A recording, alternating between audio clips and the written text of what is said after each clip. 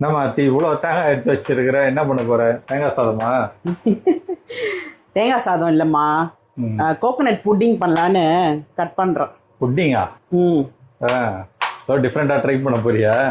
இது வரைக்கும் புட்டிங் பண்ணது இல்லையே நீ? இது வரைக்கும் ஆமாம் நம்ம பண்ணதே இல்லை. ஏன்னா எனக்கு அந்த புட்டிங்கே பிடிக்காது. இப்போ குளிர்ச்சியாக வச்சுக்க என்னெல்லாம் செய்யணுமோ அதெல்லாம் செய்யணும். சரி இனிப்புனா நம்ம சாப்பிட்ருவோம்ல, நல்லா இல்லைனா கூட.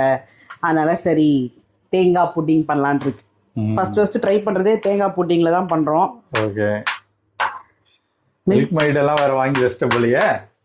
ஆமாம் ஆமாம்.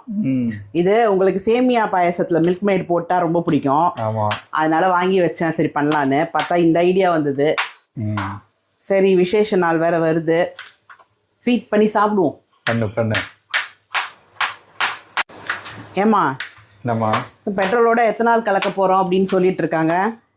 எத்தனால்னா ஆக்சுவலாக என்ன, அது நம்மளுக்கு கெடுதியா ஒரு ஏதாவது தெரிஞ்சா சொல்லுங்க. ஃபஸ்ட்டுலாம் கலப்பட பெட்ரோல் போட்டால் நம்ம பங்கு மேலே கம்ப்ளைண்ட் பண்ணுவோம். இப்போ கவர்மெண்ட்டே கலப்பட பெட்ரோல் தான் விற்கிறாங்க. எங்கே போய் நம்ம கம்ப்ளைண்ட் பண்ணுறது? அதுவும் 20% தான்.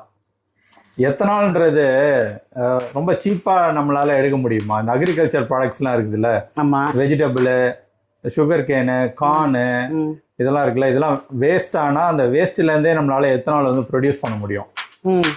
ஸோ இப்போ இந்தியாவில் பார்த்தோன்னா ஆயில் ரிசோர்ஸ்லாம் அவ்வளோ கிடையாது.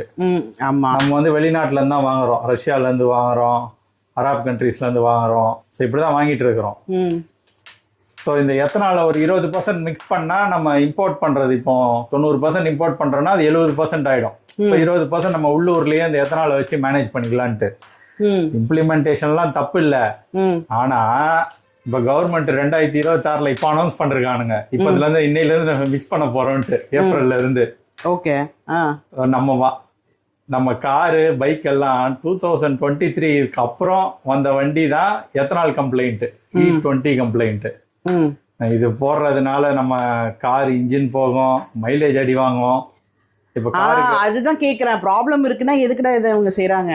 அதுதான் ஒரு பிளானிங் இருக்கணும். இப்போ இதெல்லாம் எத்தனால் 5%, 10% நீங்கள் இம்ப்ளிமெண்ட் பண்ண போகிறாங்கன்னா இதெல்லாம் ஒரு 5 years முன்னாடியே பிளான் பண்ணணும். அட்லீஸ்ட் ஒரு 5 வருஷம் ஓல்டு ஆனாலாவது மக்களுக்கு ஏதாவது இன்ஜினில் பிரச்சனை வருது அப்படின்னா கண்டுக்க மாட்டாங்க, மைலேஜ் அடி வாங்கினாலும். எடுத்தோம் கவுத்தோன்னு ஒரு டெசிஷனு. இதுதான் பண்ண போறாங்கன்னா இவங்க ஈவியை நல்லா ப்ரொமோட் பண்ணி எல்லாம் நல்லா ப்ரொமோட் பண்ணியிருக்கலாம், பங்க்ஸ் நிறைய கொண்டு வந்திருக்கலாம். ஆமா, இது ப்ரொடக்ஷன் ஸ்டாப் பண்ணியிருக்கலாம். பெட்ரோல் டீசல் கார் கொஞ்சம் கம்மி பண்ணிருக்கலாம். ப்ராப்ளம் இல்ல, டீசலுக்கெல்லாம் எத்தனால் மிக்ஸ் பண்ண முடியாது, பெட்ரோல் வண்டிக்கு தான் மிக்ஸ் பண்றானுங்க. அதுதான் இந்த டெசிஷனை கொஞ்சம் முன்னாடியே எடுத்திருக்கலாம். இந்த 2020ல இருந்து அட்லீஸ்ட் வந்த வண்டியாவது எத்தனால் கம்ப்ளைண்டா விட்டுருக்கணும். அதுதான் இப்ப கவர்மெண்ட் ஒரு டெசிஷன் எடுக்க போகுதுன்னா அது கொஞ்சம் டைம் கொடுக்கணும். ரைட்.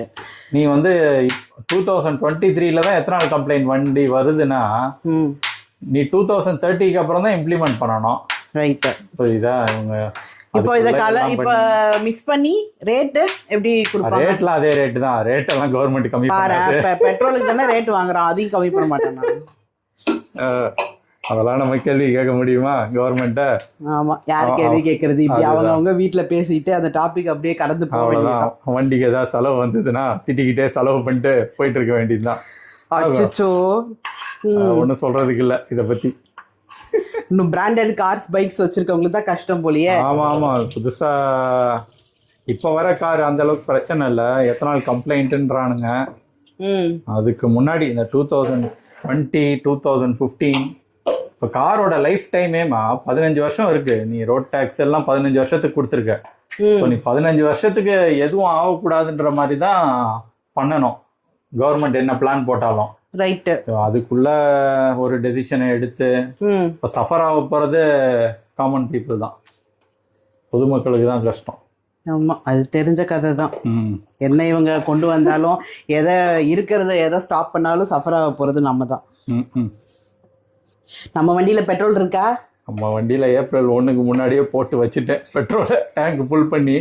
இதான அவாய்ட் பண்ண முடியாது. எவ்வளோ நாள் வரும்? ஒரு மாதம் இப்படி ஓடும், அடுத்த மாதம் பெட்ரோல். ஆனால் இப்போ எத்தனால ப்ரீத் பண்ணுறதுனால நம்மளுக்கு ஏதாவது ப்ராப்ளம் இருக்குமா? இல்லை இல்லை, அது வந்து என்விரான்மெண்ட் ஃப்ரெண்ட்லி தான். மற்ற கண்ட்ரிஸ் எல்லாம் பண்ணிட்டு தான் இருக்காங்க. ஆனால் அவங்க டெசிஷன்லாம் முன்னாடியே எடுத்துட்டாங்க. அவங்க காரு எல்லாமே அந்த எத்தனால் கம்ப்ளைண்ட்டாக தான் விட்டுருக்காங்க. 25% ஓகே. 20%. 20%. 20% ஓகே தான்.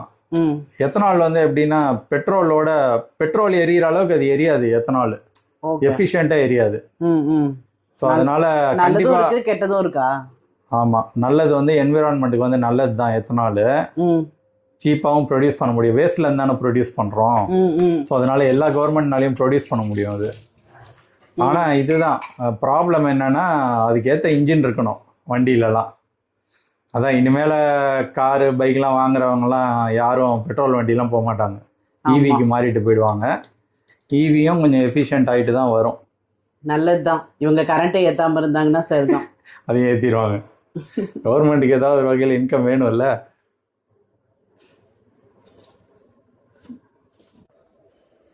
என்னம்மா புட்டிங்க ரெடி பண்ணிட்டியா? Pudding ready. அதுக்கு ரெஸ்ட் கொடுக்கணும். 8 hours அது செட் ஆகிறதுக்கு டைம் கொடுக்கணும். என்னது 8 மணி நேரமா? ஆமாம். சரி, ஃபஸ்ட் டைம் புட்டிங் பண்ணுறிய, வீடியோ எடுத்துருக்கலாம்ல அதை? வீடியோ எடுத்து காமிச்சிட்டா போச்சு. அப்போ நெக்ஸ்ட் வீடியோ புட்டிங் வீடியோவா? ஆமாம். பார்த்து என்ஜாய் பண்ணுங்க புட்டிங்க.